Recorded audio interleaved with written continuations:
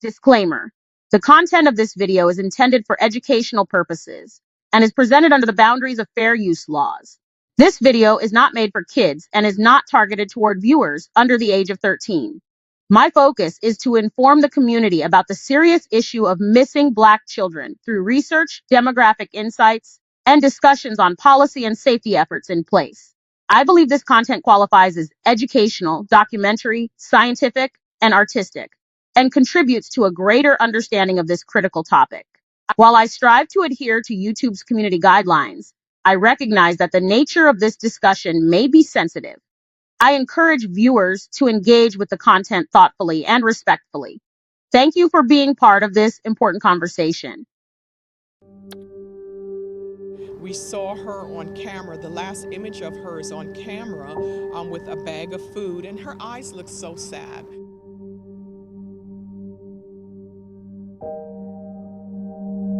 I kept asking myself why her? Why couldn't it have been me instead of her?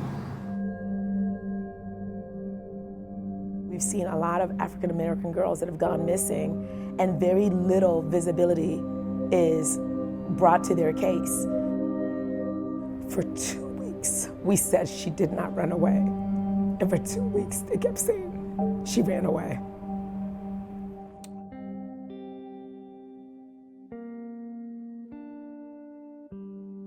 On January 12th, 2018, my 16-year-old niece, Jholie Moussa, went missing.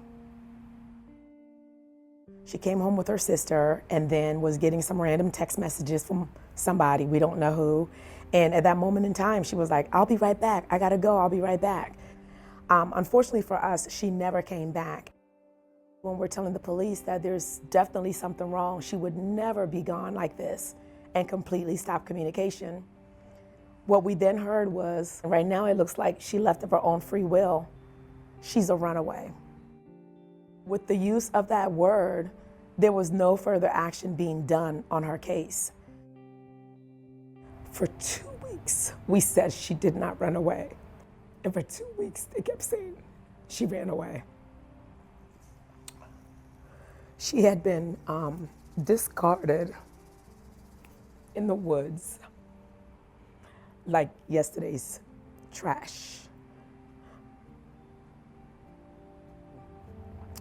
If they had not said she was a runaway, if law enforcement had started looking for her more urgently at the time we reported her as missing, could they have found her alive?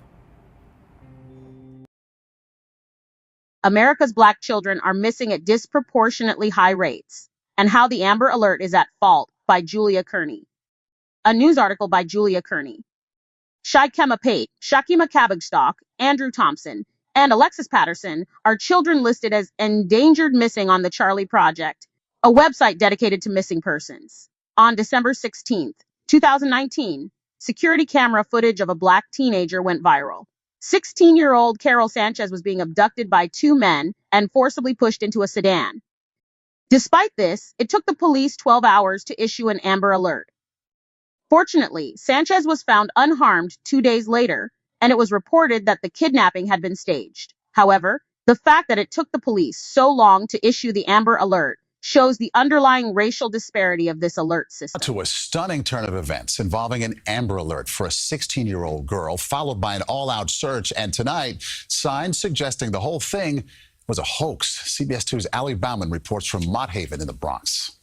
Carol, did you stage the kidnapping? 16-year-old Carol Sanchez walked out of the 40th precinct Tuesday evening with the relatives who spent the day searching for her trailing behind. None of them said a word. Can you tell us what happened?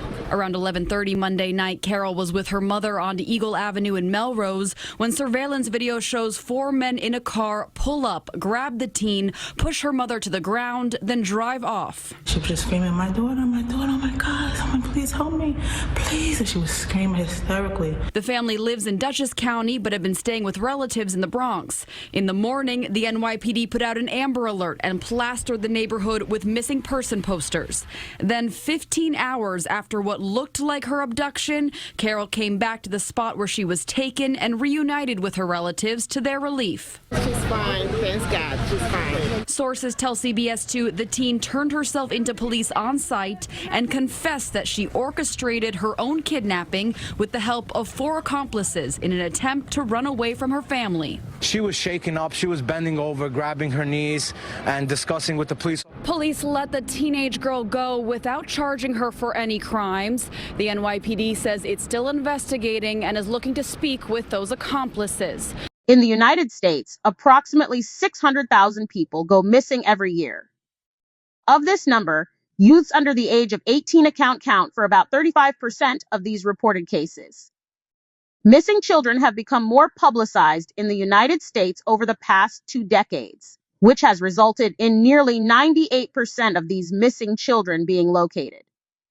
While this is promising, there are severe racial disparities in the statistics of the 2% who are still missing. According to data from the 2019 United States Census, people who are Black or African American make up 13.4% of the United States population. However, nearly 40% of missing persons are people of color.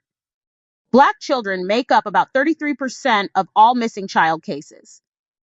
However, a research study published in the 2015 Communication Research Reports found that missing Black children only comprise 7% of media references. This lack of media coverage, as discussed by Jholie Moussa in The Forgotten Victims of Missing White Woman Syndrome, is likely related to the fact that there are 4 times more unsolved Black missing person cases than there are cases of missing whites and Hispanics. Frequently in the media, missing white children are given more coverage time. This disparity in media coverage time has been frequently called missing white woman syndrome or damsel in distress syndrome, since it highlights the tunnel vision on young, white, attractive, wealthy females.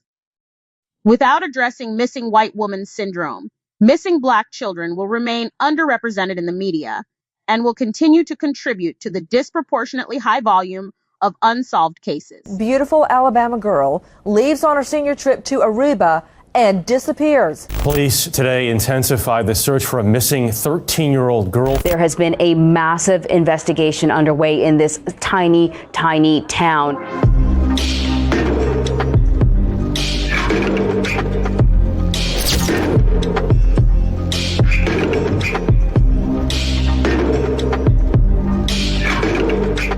If you repeatedly see the same types of missing persons getting national coverage or even international coverage, whether it's an intentional decision or not, you are sending messages about the inherent worth or value of those cases.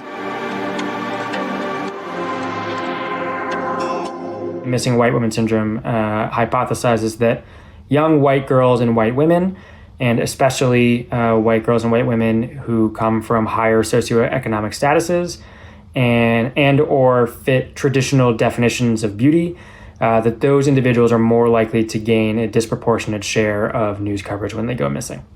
Part of the reason why those stories get such a disproportionate share of news coverage is that they fit into a type of narrative that we are intimately familiar with, especially in the U.S. context, and that's the narrative of a damsel in distress.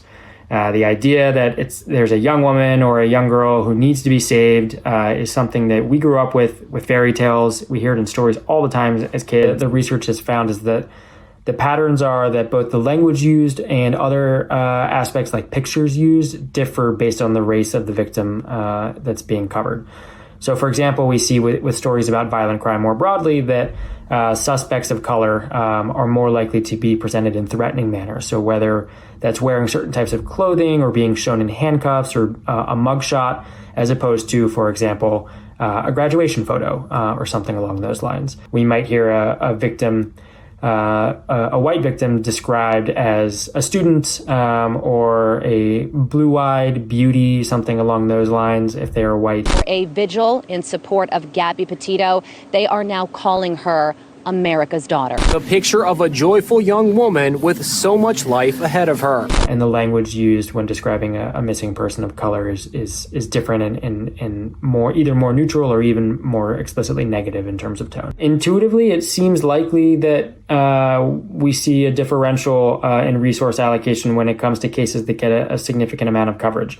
We don't have enough data to say that for sure empirically, but it seems like if there's a case like a Gabby Petito where there's not just national pressure from a PR standpoint, but international pressure to solve this case and solve it quickly, that would have an effect on investigation outcomes.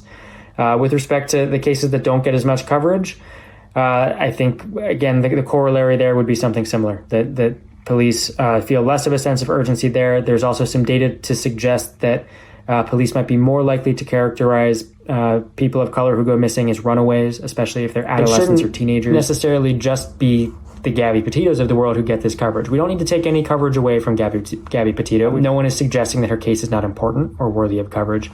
We're simply saying that we need to broaden the horizons here. We need to be covering other folks as well. We can do a better job of, when we highlight a few of those, of making sure that it's a representative sample, both from a class perspective, a race perspective, a gender perspective. I want them to look for my child like they're looking for her.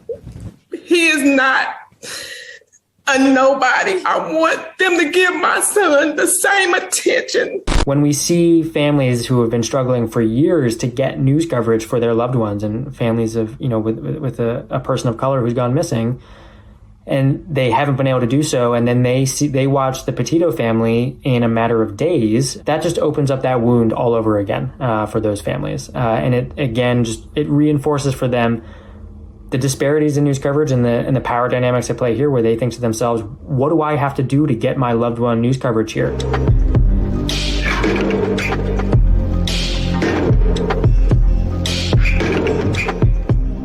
The tone and the scope of the conversation this time feels different to me. There are far more people having this conversation. It's far more mainstream. And so I'm cautiously optimistic that this might be a turning point.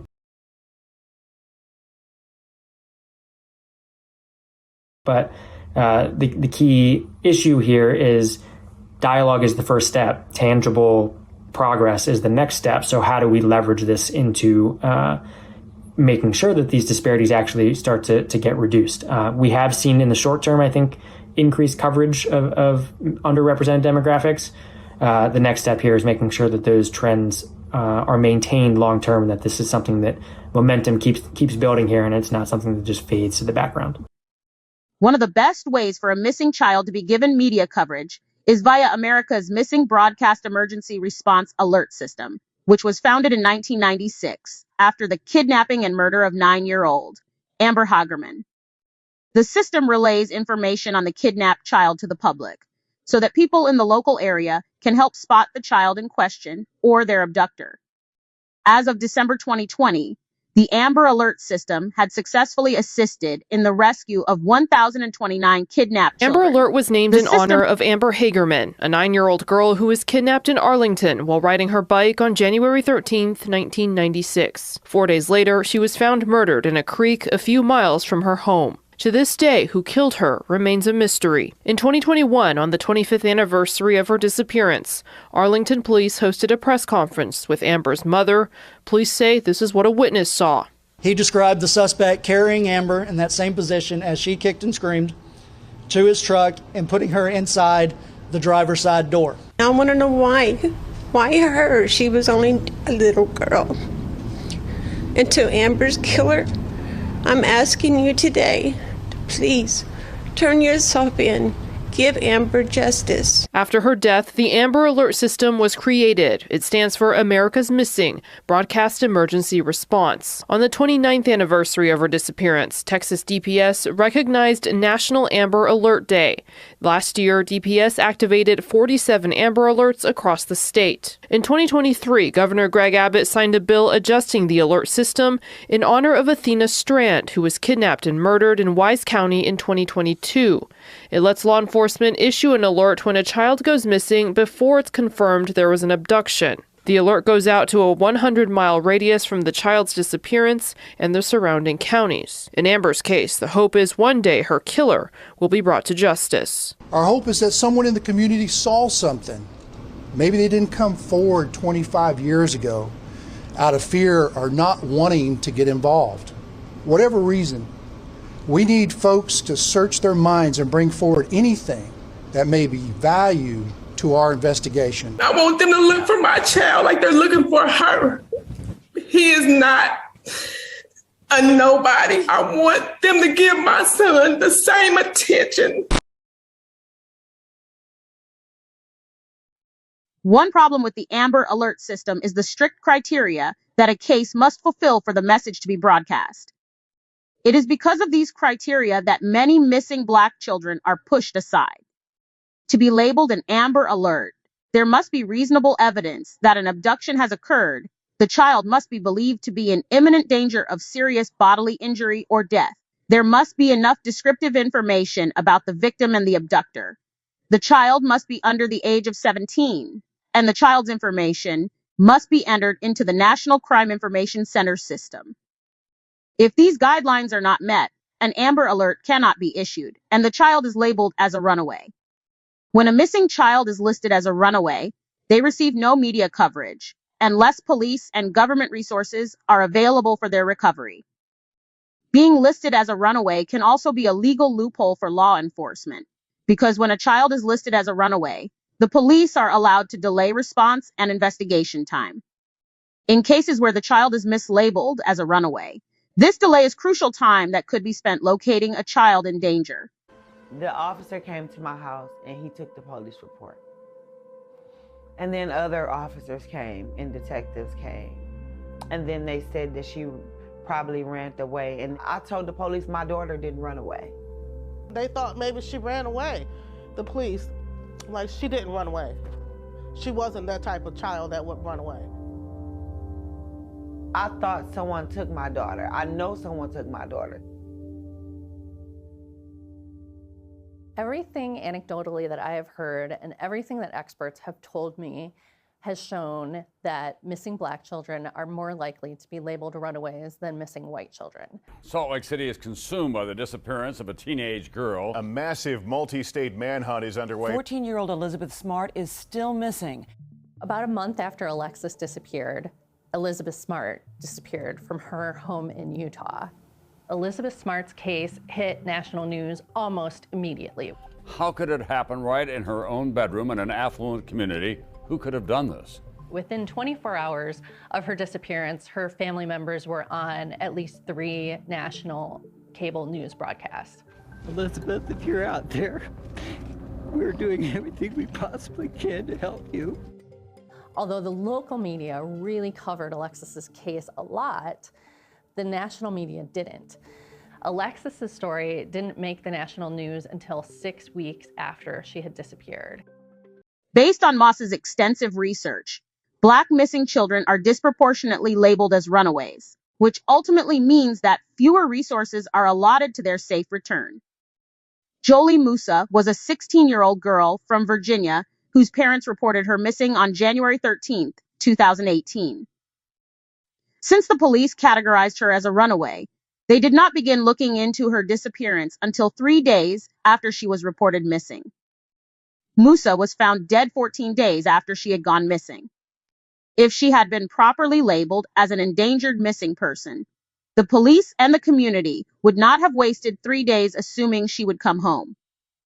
In 2019, 59% of children who had been given an Amber Alert were recovered by an individual or law enforcement official that recognized either the vehicle used in the abduction, the child, or the abductor.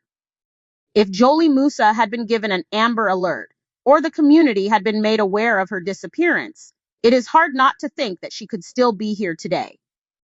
Following her death, Moussa's family created Not a Runaway, Inc., which has worked to produce the Jholie Alert system. This system was created to gather the community to search for all missing children, no matter how they are labeled in the system. NAR believes that the Amber Alert criterion is too strict and that children deserve to be given media attention, no matter the circumstances in which they are missing.